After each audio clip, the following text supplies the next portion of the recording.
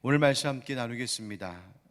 오늘 말씀도 어제에 이어서 또 이 새벽의 시간이지만 또 역사의 이야기를 좀 함께 나누어야 될 본문이 되겠습니다.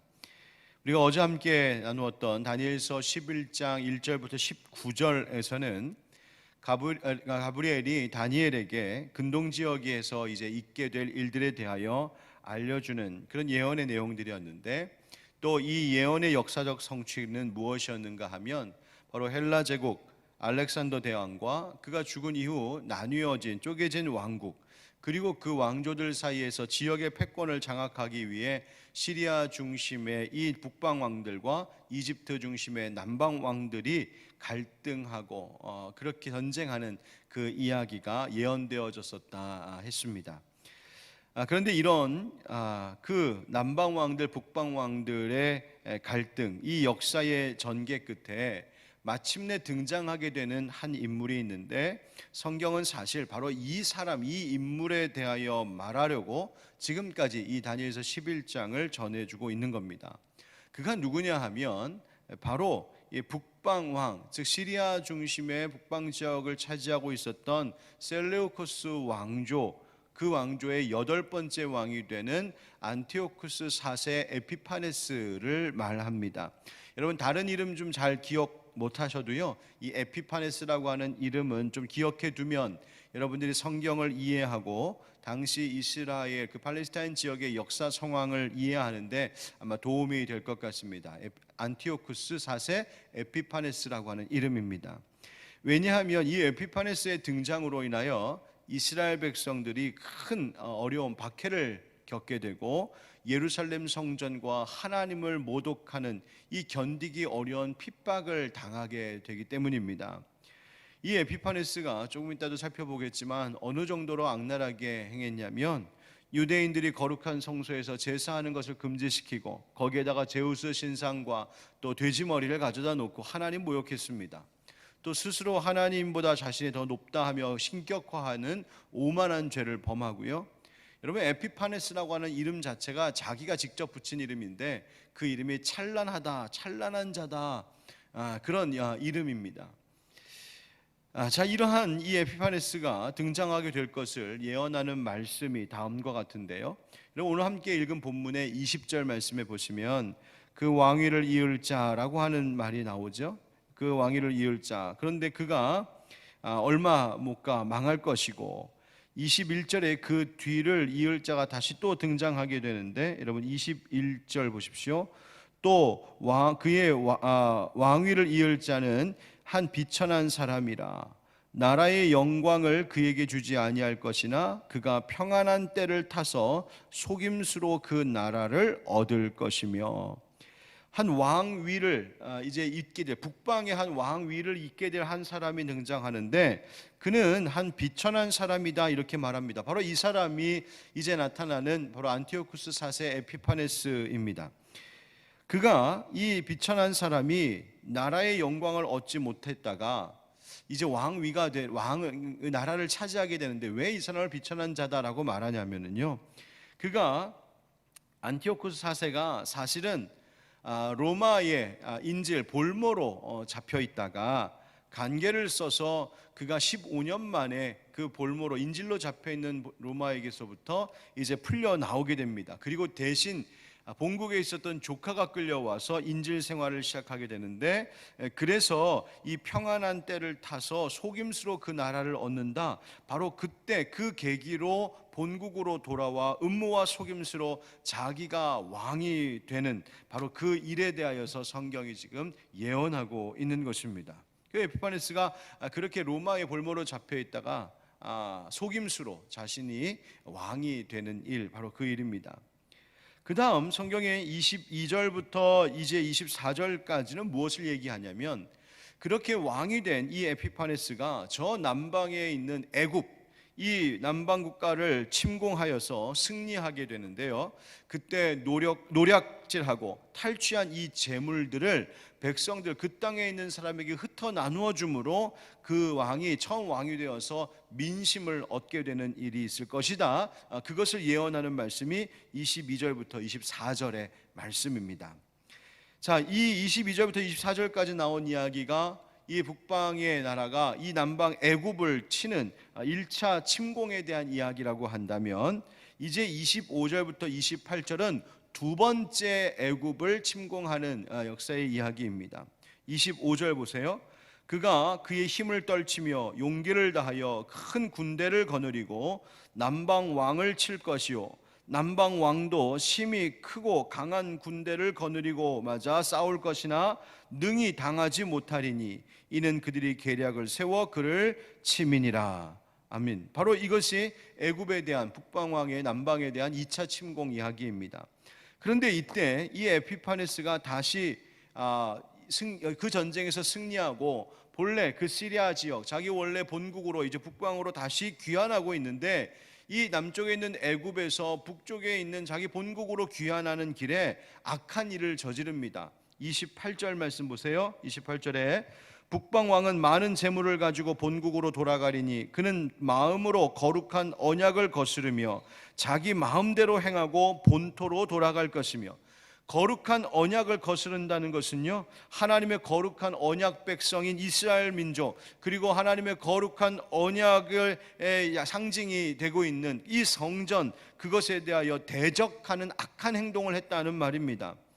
성경이 구체적으로 이 일이 어떤 일인지를 말하고 있지는 않지만 역사적으로 일어난 일을 보면 바로 이 에피파네스가 애굽과의 전쟁에서 승리하고 돌아오는 길에 예루살렘을 함락시키고 성전을 회파한 그 사건을 가리킨다고 볼 수 있습니다. 자, 에피파네스가 이렇게 이것으로 끝나는 것이 아니라 또다시 세 번째 애굽을 침공하는데요, 이번에는 이 전과 같이 승리하지를 못했습니다. 실패하게 돼요. 그래서 실패하고 중간에 돌아오고 있는데, 돌아오는 중에 또 그 실패의 분노를 귀환하는 그 길목에 있는 예루살렘에 쏟아붓는 일이 있었죠. 그래서 예루살렘에 들러서 거기에 안식일에 유대인 8,000명 이상을 학살하고 성전을 모독한 일이 있었습니다. 그것이 오늘 본문의 29절부터 이제 35절까지의 이야기입니다. 한번 29절 보십시오. 29절에 작정된 기한에 그가 다시 나와서 남방에 이를 것이나 이번이 그 전번만 못하리니, 지난번처럼 이기지 못했다는 말이에요. 30절, 이는 기띔의 배들이 이르러 그를 칠 것임이라. 여러분, 여기서 기띔의 배들이라고 하는 것은요, 이 애굽에 가까이 있는 있는 배들을 이야기하는데, 당시 로마 군대의 해군을 말하는 거예요. 그들이 이들을 칠 것이다. 그러니까 애굽을 침략하는 이 안티오쿠스 4세 에피파네스에게 로마가 경고한 거예요. 본국으로 철수하라고요. 그래서 할 수 없이 그렇게 돌아옵니다. 어떤 이야기까지도 전해오냐면, 한 로마의 장군이 바로 이 안티오쿠스 4세 에피파네스 그를 협박하여서 이 전쟁을 멈추고 돌아가라고 하는데, 땅에다가 동그란 원 하나 그려놓고 그 안에서 그 안에 있으면서 너가 전쟁을 멈출 것을 결정해라. 그렇지 않고 이 원에서 밖으로 나오면 너 죽는다. 아주 치욕적인 방법으로 이 전쟁을 중간에 포기하게 만들죠. 그래서 어쩔 수 없이 철수하게 됩니다. 그래서 30절의 중간에 그가 낙심하고 돌아가면서라고 하는 말이 나오는 거예요. 낙심하고 돌아가는데 또다시 분노함으로 예루살렘 땅에 있는 유대인들을 핍박합니다. 30절 말씀처럼 거룩한 언약에 분노했다. 이 거룩한 언약에 분노했다는 말이 거룩한 언약을 맺은 언약 백성들에 대한 분노를 말하는 거예요. 그래서 이 안티오쿠스 에피파네스가 여호와 하나님을 대적하는 이 마음으로 그 하나님의 언약 백성들에 대하여서 분노하고, 만약 그 거룩한 언약, 하나님과의 언약을 배반하면 오히려 너희가 대우받을 거다, 존중받을 것이다, 살펴줄 것이다, 이렇게 말하게 되는 겁니다. 그래서 31절 말씀 보십시오. 31절에 군대는 그의 편에 서서 성소 곧 견고한 곳을 더럽히며 매일 드리는 제사를 폐하며 멸망하게 하는 가증한 것을 세울 것이며, 성전 모독 사건이죠. 실제 역사에 이 예언대로 일이 일어났습니다. 매일 드리는 유대인의 제사를 폐지하고 성전 제단에 제우스 신상을 올려놓고 거기에다가 사람들이 숭배하게 하고요, 유대인들은 할례도 하지 못하게 하고 율법책을 소유하는 것도 금지시키고 낭독하는 것도 금지시키고 심지어 쓰는 것도 금지시키고, 그 다음 안식일 지키는 것도 금지시켰어요. 이 모든 것 어기면 사형이었습니다. 그러니까 무시무시한 종교 박해가 이 예루살렘 땅에 3년 동안 계속된 거예요. 바로 이 에피파네스에 의해서 말이죠. 바로 이때에 이러한 이 에피파네스의 박해에 저항하면서 혁명을 일으킨, 그래서 잠시 그 유다 땅에 자유를 가져다 준 사람들이 있는데 그들이 바로 마카비 형제인 거죠. 마카베우스. 그래서 마카비 혁명이 그때 일어나서 더럽혀졌던 성전을 잠시 성결하게 하여 그 하나님 앞에 다시 깨끗해진 성전을 올려드리는데, 바로 그 절기를 수전절, 성전을 깨끗하게 한 날이다, 수전절이라고 하는 명절로 유대인들이 지켜오기 시작한 것입니다. 지금도 지키고 있죠.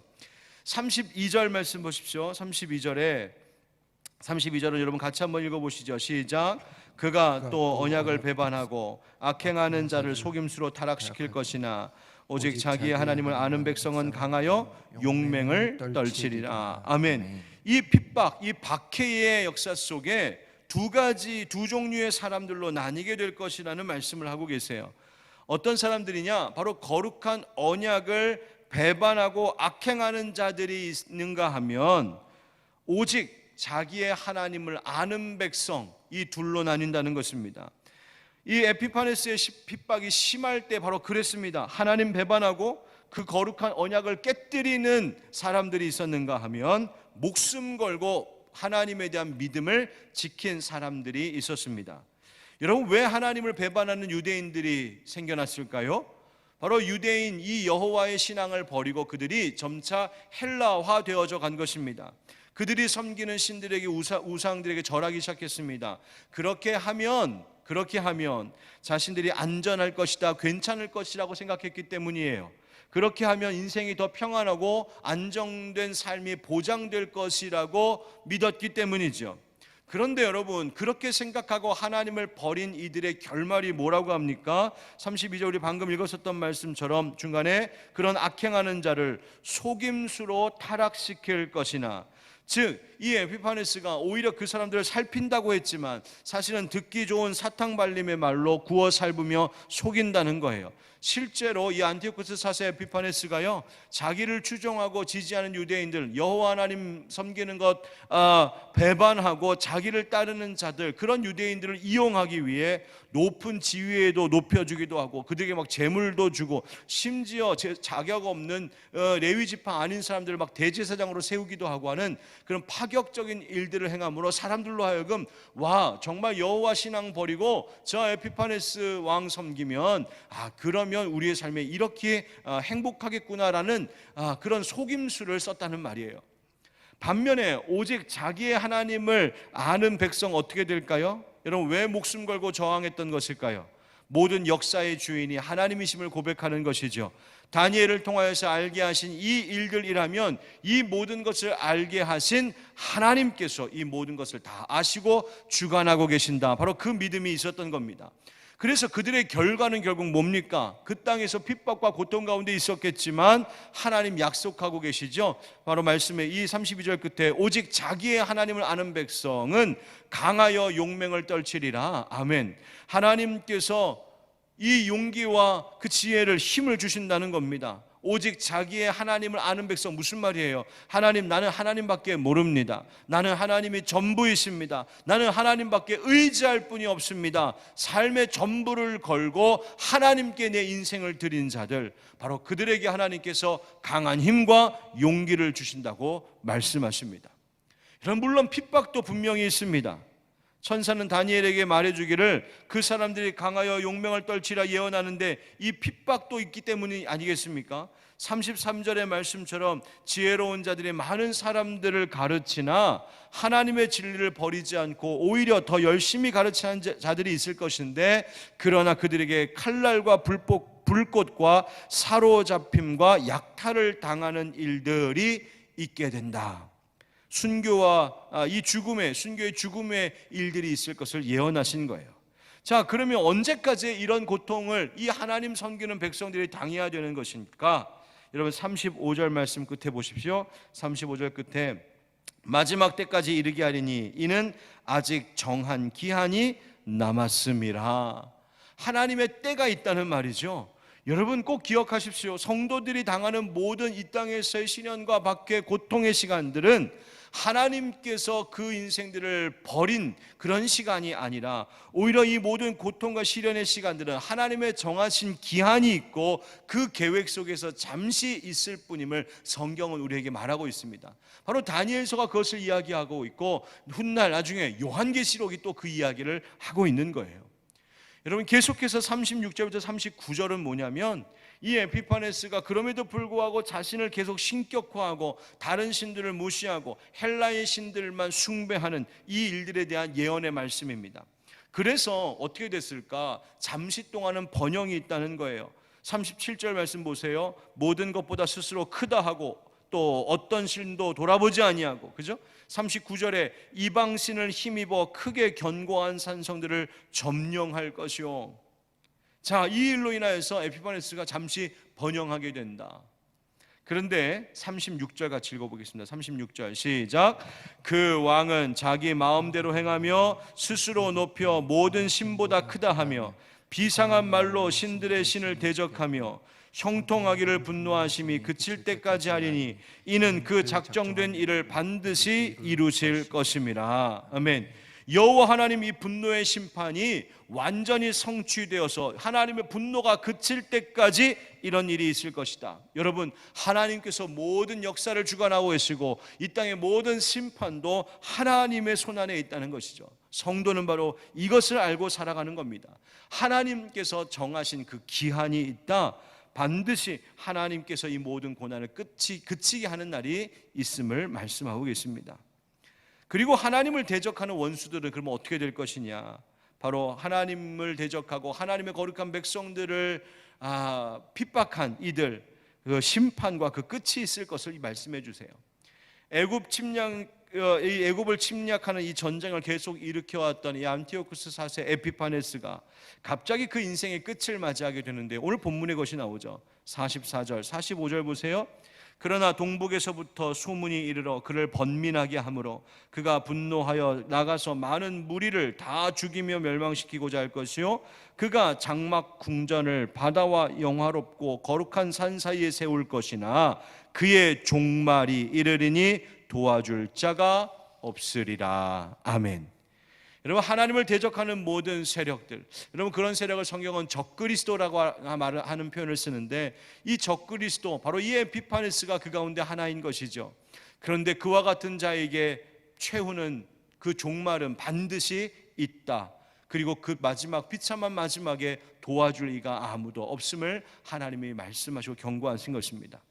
여러분, 이것이 핍박 가운데에서도 믿음을 지키는 성도들이 고난 가운데 소망을 가질 이유가 되는 것이고 우리가 그 하나님이 정하신 기한 그날이 그 끝이 올 때까지 인내하며 믿음의 용기를 가져야 할 이유, 소망이 되는 것입니다. 여러분, 삶의 우리의 신앙의 문제, 신앙을 정말 힘겹게 하고 신앙 지키는 것을 너무 어렵게 하는 인생의 여러 가지 일들이 있을 때에도 오직 나는 하나님만 압니다, 나는 하나님만 섬깁니다라고 하는 이 믿음의 흔들림이 없으므로 하나님께서 강하고 용맹하게 하시는 그 힘과 용기 주시는 은혜 누리실 수 있기를 축복합니다. 그리고 마지막까지 그 분명하고 확고한 신앙을 지킴으로 하나님께서 마침내 하나님 섬기는 자 높이시고 하나님 대적하고 거룩한 백성들 핍박하는 자를 심판하실 때에 우리 함께 예배하는 여러분 모든 성도들은 하나님께서 높이시고 칭찬하시는 그 놀라운 은혜 받으시기를 축복합니다. 오늘도 흔들리는 믿음 아니라 확고한 믿음 붙잡고 승리하는 복된 이 하루가 되기를 주 예수 그리스도의 이름으로 축원드립니다. 아멘.